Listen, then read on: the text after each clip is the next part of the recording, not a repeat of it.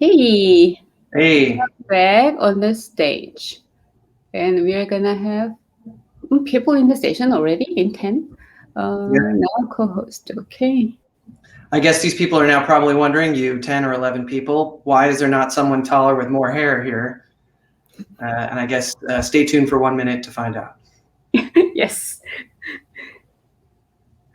Okay. Renew, edit, chat message. Okay, 1 second.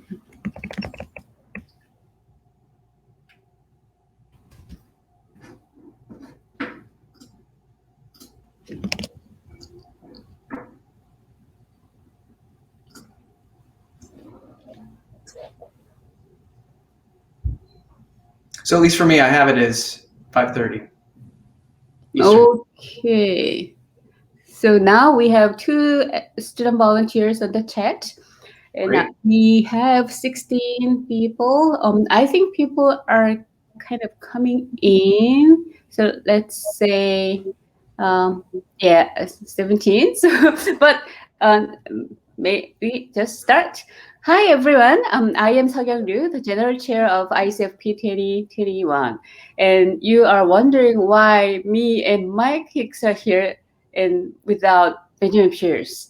Unfortunately, Benjamin has some things going on in family wise. So we heard that like 30 minutes ago, and now we are switching mic from a moderator to a speaker. Yay! I yes. So I'm so glad that I had Mike Hicks as a moderator, so that we can have an awesome, uh, speaker for this Ask Me Anything. Maybe not only climate change, but also anything that Mike Hicks is specialized. And I think there are so many. So we have some problem. But let's start asking Mike about climate change. He brought some book and he's gonna start with that. Right. So for those of you who don't know me, I'm Mike Hicks. I'm at the University of Maryland. I'm a professor there for a long time. I was the SIG Plan chair for a few years. And during the time that I was SIG Plan chair up through 2018, we started a committee on studying climate change and how we as researchers contribute potentially to climate change by traveling all over the world. Airplane carbon emissions are particularly damaging because there's a lot of them and they happen close to the atmosphere.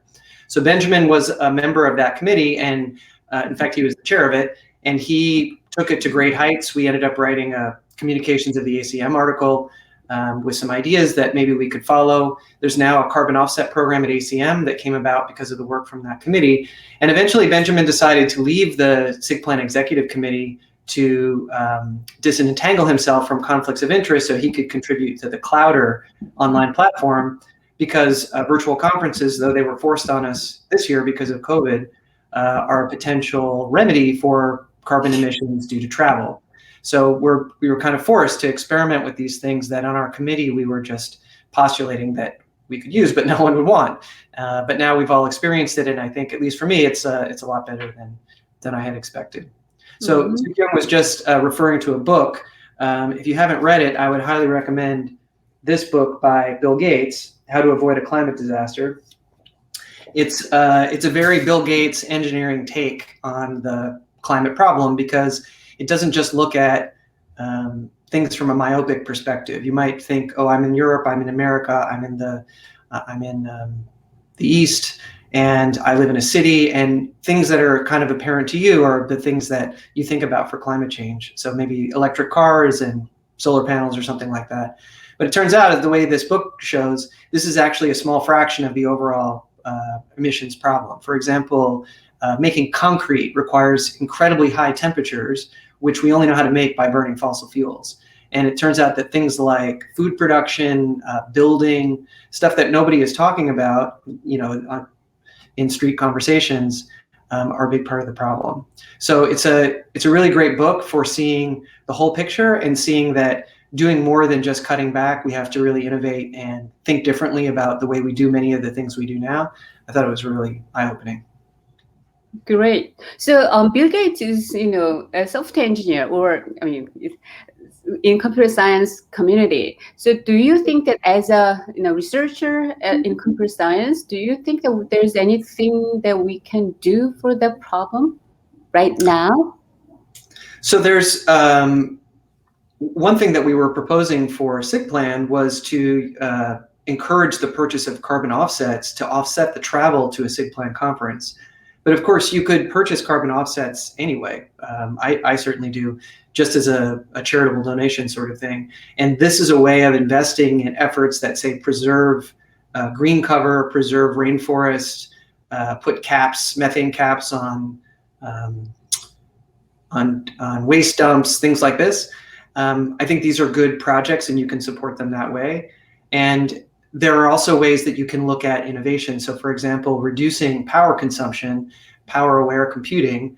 But people talk a lot about machine learning and how much power it consumes, or Bitcoin mining and how much power it consumes, right? There are computer science solutions to some of these problems. They're not ones that necessarily programming languages researchers think about, but they do on the periphery. Bitcoin is at the end of the day is about contracts, and contracts are written in programming languages. And machine learning is doing learning, which many of us are exploring as a programming problem.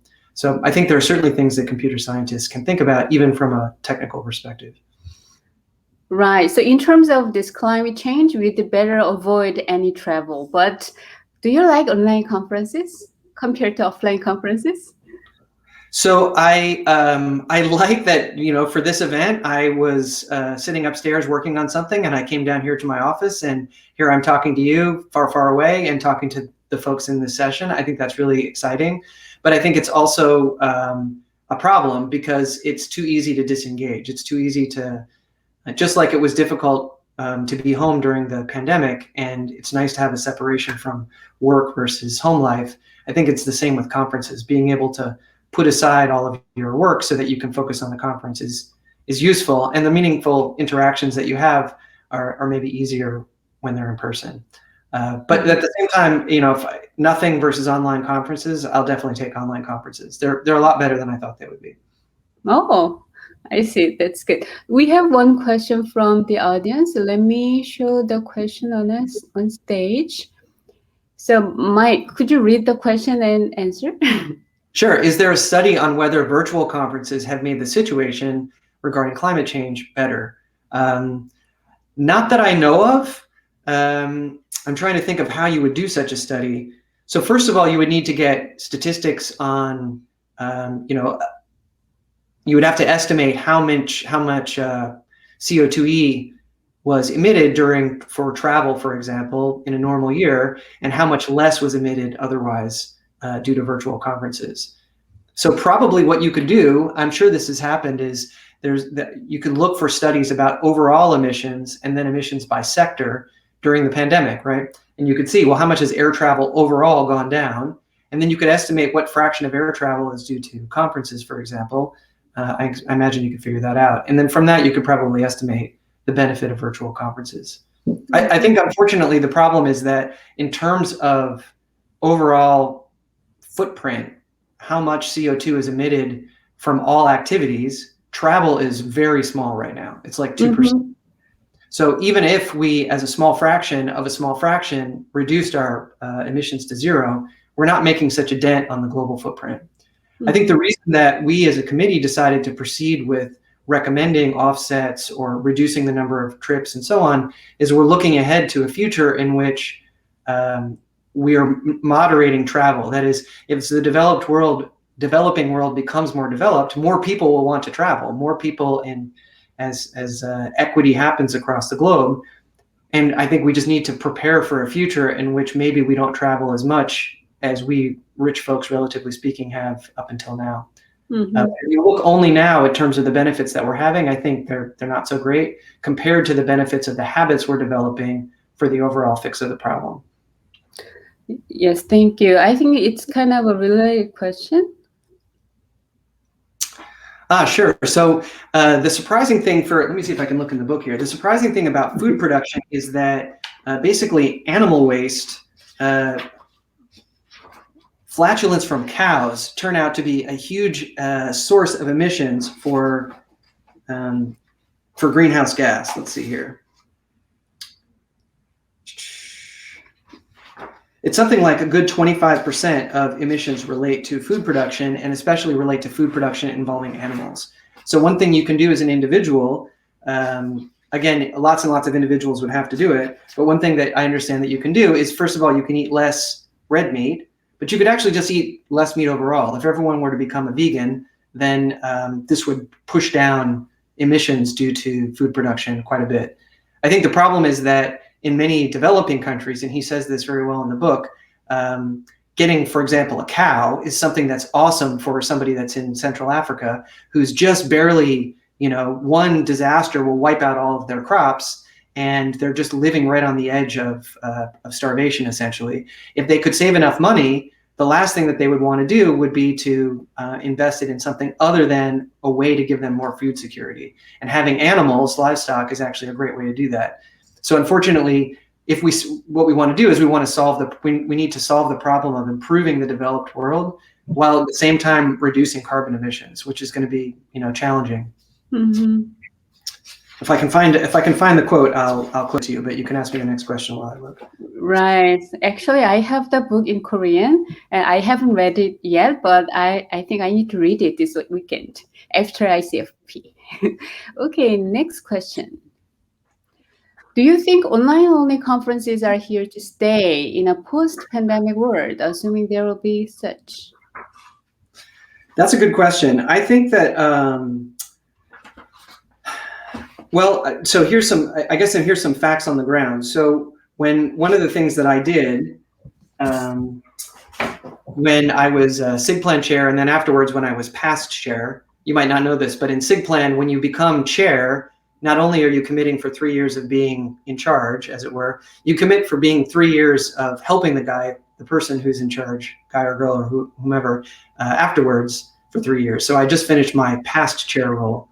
Wow. And I was also POPL Steering Committee chair, and the discussions between the Executive Committee and the POPL Steering Committee about what should we do about next year's conferences. Now that the pandemic is hopefully receding, we'll get there eventually. What should we do? And eventually people decided, based on surveys and other determinations, that POPL this year will be in person in Philadelphia. So POPL 22 will be in Philadelphia.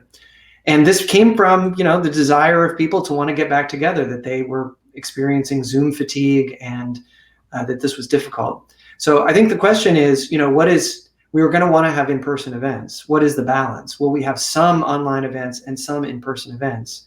And I think there will be a mix. And the question is really, will the large conferences, will the big four for SIGPlan all go back to be in person, or will they will some of them be willing to try online?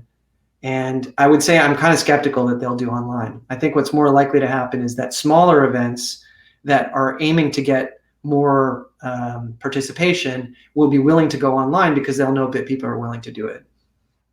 Mm-hmm. Yeah, agreed. So we had workshops and tutorials yesterday, and they went really well and live because they are small community and they knew each other. It's just online, but still they really were happy to see each other. So I think that meant a lot. But for some science and for the conferences with juniors and new students, maybe offline works better. Yeah, so we need to think about it. Okay, next question on stage. I got the answer, by the way, to the question about yes. Growing things. So food production is 19% of global emissions. I see.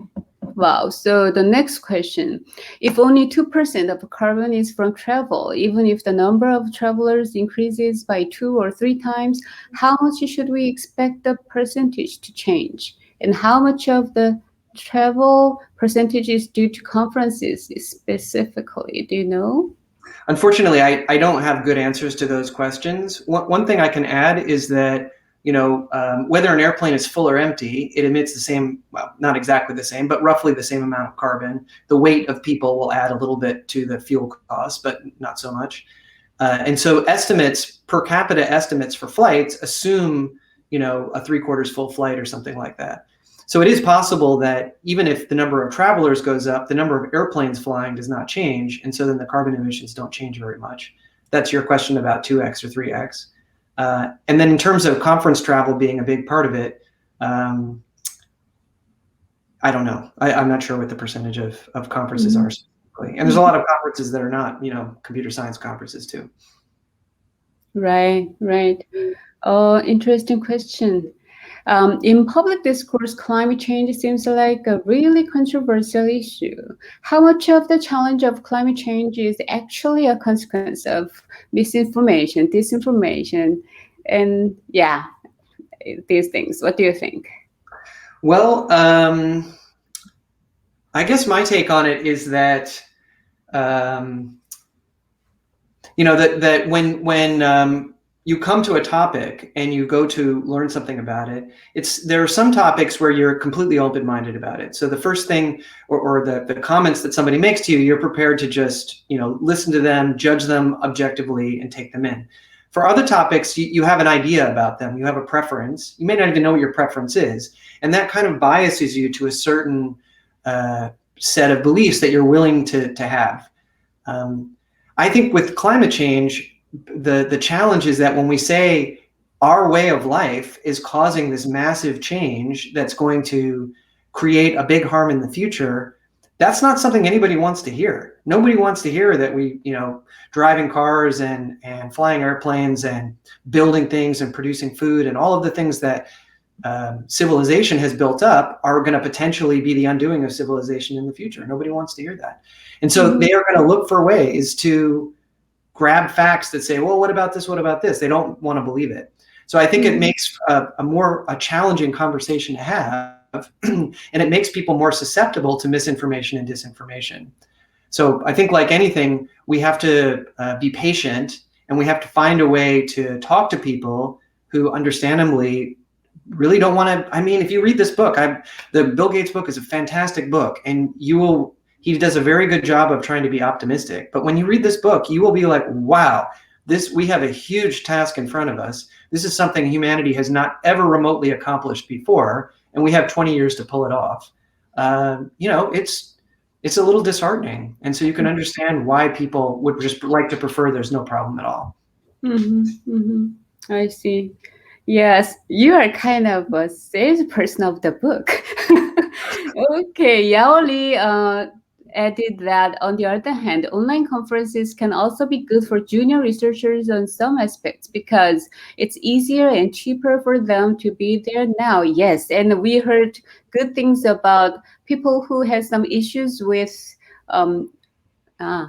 yes, that's, sorry. When they have some issues with travels and things like that, we also has rejected you. Yes, sorry. I'm getting some alarms here and there.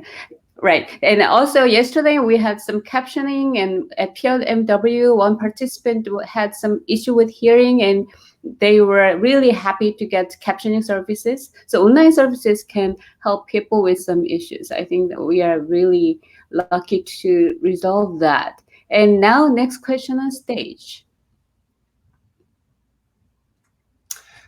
So are you aware of any well-regulated carbon offset programs?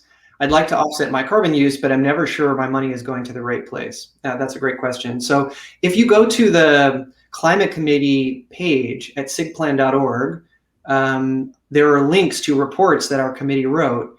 And one of the reports is on carbon offsets specifically, what they are, how they are regulated, the different kinds of carbon offsets, the so-called gold carbon offsets, and those that, I'm trying to remember what all the details are. It says it does very well in that report to say it. But basically, for example, planting trees is a bit of a risky offset because usually the offset only begins to accrue once the tree grows to be a certain size. It has enough leaves to take in carbon dioxide to start putting that carbon back in the ground.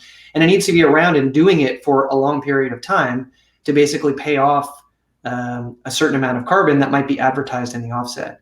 And so the danger is that somebody's just going to come along and cut it down in the meantime, and then what you thought you were getting in terms of an offset, you don't actually get.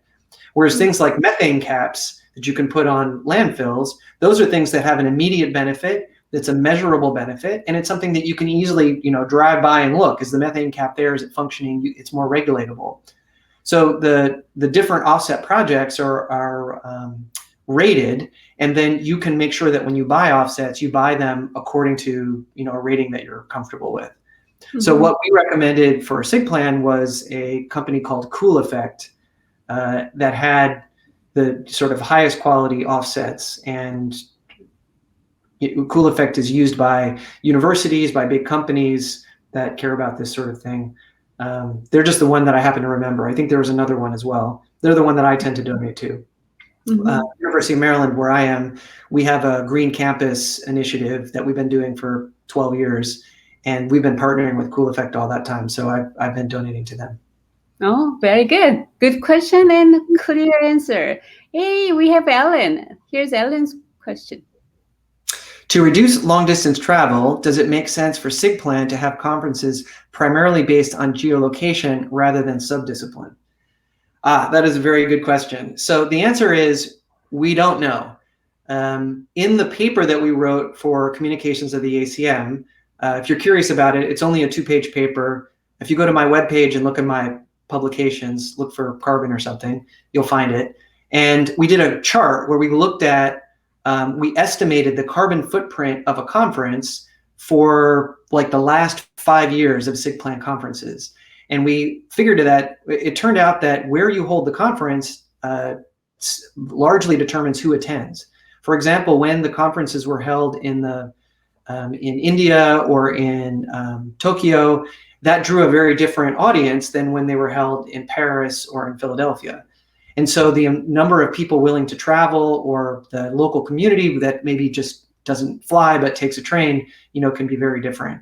So we found a kind of a mixed situation in terms of the overall carbon footprint. If you look at the chart in the paper, it shows that this trade-off is not a clear one, that just kind of picking the geographically central place. For programming languages, that would basically be like Philadelphia. That's kind of a center for a lot of the gravity for the work. But on the other hand, it turns out that it isn't as bad as you think to hold it in other places. Mm-hmm. Right. Okay. I wanted to make one other comment about the virtual conferences and young researchers. So one thing that we did when I was SIG Plan chair was we started doing live streaming, and we started doing Q&A with Slido so that people not physically in the room could ask questions. And the thing is, we typically had 70 or 80 people watching the live stream, like Poplar in New Orleans. That was an in-person conference, but we still had 80 or 100 people who were paying attention remotely. So we were already doing it, and I think people weren't as aware of it or didn't feel the need for it as much as they do now. So we're going to go back to that. It'll be that way at Poplar as well. And I think some of the things we've learned from online conferences will carry over to the in-person ones. I know UPSLA, for example, is going to try hybrid in some way. So, we'll see. Maybe we'll find a way to combine the best of both, even though that'll be a challenge. Right. So as a general chair of online conferences, online conference, we are a bit concerned about hybrid of the amount of work. But we already did that even before pandemic. So I think I'm kind of positive about that. Okay, next question on stage. Did your committee consider developing an ACM policy statement position with respect to energy-intensive computing? For example, some kind of guidance to the non-computing public regarding costs versus benefits and rating examples. So we very briefly considered that. In the long report that we wrote about things that we could do, we considered investment in that idea as something that we should promote. So, for example, in that CACM paper that we wrote, we actually proposed the idea of a carbon tax on conference budgets. So, as a conference, you have a budget for dollars, but you also have a budget for carbon. And if you go over that budget, then you pay a carbon tax to ACM. And then ACM collects that money and then can use it for example, buying carbon offsets, but could use it for other things too. And one thing we wrote about in the article was, hey, you could use it for a research initiative, for example, to develop online platforms, or maybe more general work in reducing energy of computing. Yes, my colleague working on machine learning these days in my school, he was complaining that people used to think and to do some math, but now they don't think, just run machine learning with lots of data. And he was like, they are burning trees in the environment. And when he tells to his colleagues, and they are like, why calculate when we can run machine learning? So it's a different culture, I think. Okay, next. I think I was just going to say, I think, part of the motivation for the carbon tax idea is to make manifest the cost of what you're doing, right? What's happening now is that the cost of carbon is not being paid by the people emitting it. It's being paid by the people in the future who are going to have their climate affected by all of that emitted carbon. So a carbon tax tries to make that a cost today, present, so that it encourages different behaviors. I think we need to do the same thing with this machine learning business. If you get up every morning and get on a scale, you see how much your weight goes up. If you don't do that, you don't know. You need something like a scale for these costs of machine learning, and then maybe people start to think a little differently about what they're doing. Right. They need immediate feedback that what they are doing now. Right. Okay, next question, please. Okay, do you know what experts suggest for individuals to do to decrease their carbon footprint and to not buy into existing high carbon systems? That's a good question. So you can certainly, one thing that you can do for your individual carbon footprint is you can try to figure out what it is. So you can try to estimate based on the energy that you buy for your home, or that you rent in your apartment. How much do you pay? If you can estimate, hey, that's you can find online ways to carbon calculators where you can estimate the costs or the carbon costs for these activities. And then you can start to ask yourself how different activities will reduce those carbon costs. Because just like in computer performance improvement, you want to find the cost that has the biggest benefit as far as your carbon footprint goes. So for most academics, that cost is travel. Well, I should say for most professors, probably it's travel. Maybe for students, it's not as much. And so for us, I think that's what motivated us to start that committee, is what can we do about this big travel part. But there's other parts too. So I think according to the book, the Bill Gates book, he talks about decarbonizing the energy grid as really important, because what you want to do is make zero carbon energy that you can plug in for your wall, and then make as many other things that aren't currently plug into your wall, and then they take advantage of zero carbon energy. So then getting an electric car that you plug into your wall, which is produced with solar, the energy is produced by solar panels, that's a win-win. So I would say, putting solar panels on your house, getting an electric car, things that you can invest toward decarbonizing the electric grid, that would be the next thing that I would do. Insulating your home better, just so your energy costs overall are lower. Using low power appliances. These are things that I have looked into to reducing my carbon footprint. Thanks a lot. We thought we are going to cover other topics, but it's already the last question about climate change. So climate change is the really important issue. So now this is the last question. Every year, Global Game Jam has a decentralized event where participants don't have to travel more than a couple of hours by train or bus. It's an in-person event, which is also fundamentally internet-based. Could we do the same? I think we could. I think that the challenge is organizational. So I have a colleague that I work with in computer security work, and Usenix Security, the conference just happened a little while ago, a week or two ago. And she organized a watch party at the University of Maryland. It turns out there's a bunch of universities locally, that Georgetown, George Washington, George Mason, Johns Hopkins, who do computer security work. And so she organized a watch party where people came and watched the remote talks in a physical place during the duration of the conference. And that was fun. It worked great. So what you're talking about is, could we scale that up? Could we say, oh, it's not just drive 20 miles. Maybe you have to go a little bit further. Maybe it's, in a city that's a train ride away, and maybe it can be decentralized where individuals can create these watch parties and that's all you need. Or maybe the conference organizers can try to help organize folks that are willing to do that. And yeah, I don't know why it couldn't work. I think it would make it more fun, right? You just have a virtual core, but you have these decentralized hubs. Seems like a great compromise to me. Right. I think it's a really good idea to try that, and we can learn a lot from game community. Okay. So I think we are done with this question. Thanks a lot, Mike. Could you tell us one last comment about climate change or programming language? Anything? Oh wow! A last open-ended comment. Well, I guess what I would say is pursue your passion. Look to do things that matter to you. Sometimes those things are in strange places, like programming languages, and sometimes they're in challenging places like figuring out a way to fight climate change.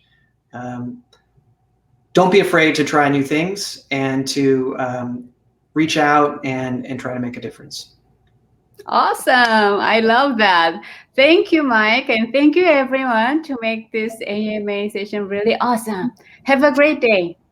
Thank you. Bye.